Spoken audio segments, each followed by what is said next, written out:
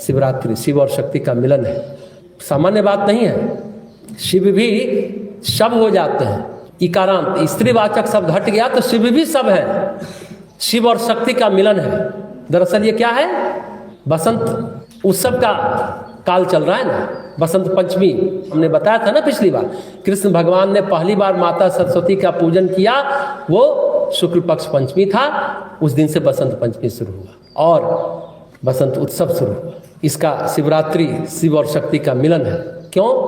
इसी समय कामदेव चले थे भगवान शिव को ये करने, शिव का कोप हुआ, भस्म हो गए। रति कामदेव की पत्नी आई और बोली कि अब हम कैसे रहे, क्या रहे, रोती बिलखती रही। तो भगवान शिव ही है ना, एक साथ कोप करते और एक साथ कृपा करते हैं। बोले कि हाँ कामदेव अब तो चला गया, उसका शरीर नहीं रहा, लेकिन जन जन में व्याप्त हो जाएगा। इसलिए कामदेव का एक नाम अनंग है, अंग नहीं है, सबके मन में है। कामना, चाहना, वासना, यही कामदेव है। और कामदेव का एक नाम मदन है। तो बसंत उत्सव जो मनाया जाता था, मदनोत्सव भी कहा जाता है। राजा रजवाड़े सरकार भी आज बसंत के इस 2 महीने में उत्सव करती है। हास्य, कवि सम्मेलन, नृत्य, संगीत, नाच गाना, ये सब फिर राजाओं ने करने लगा। उत्साह उल्लास का समय है ना, जड़ता खत्म हुई।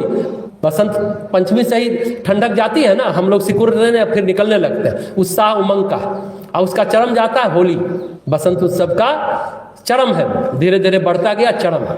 वहाँ गए, वही दारुण रात्रि खत्म होती है, वो लोग रंग अबीर खेलते हैं और उसका अंत होता है बासंती नवरात्रि, यानी चैत्र नवरात्रि के दिन उसकी पूर्णाहुति बसंत उत्सव की होती है। ये है बसंत पर्व। इस तरह से आप लोग कभी नहीं सोचे होंगे। तो शिवरात्रि शिव और शक्ति का मिलन है।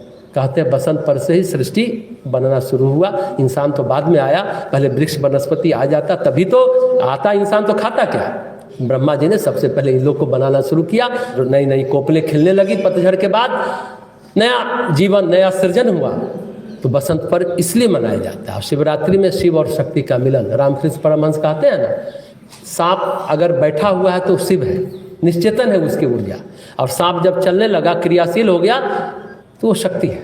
रामकृष्ण परमहंस ये कहते हैं, शिव और शक्ति यही है, कोई अलग नहीं है।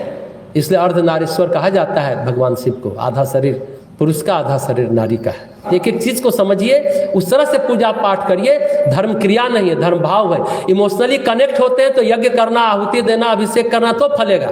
नहीं मैकेनिकली आप शामिल हैं, यंत्रवत तरीके से अक्षत फूल चढ़ा रहे हैं तो समय और पैसे की बर्बादी है, तो मत करिए पूजा। धर्म सिर्फ क्रिया नहीं है, भाव है। भावना पूर्वक जुड़िए, फिर पूजा पाठ करिए तो बात बनेगी।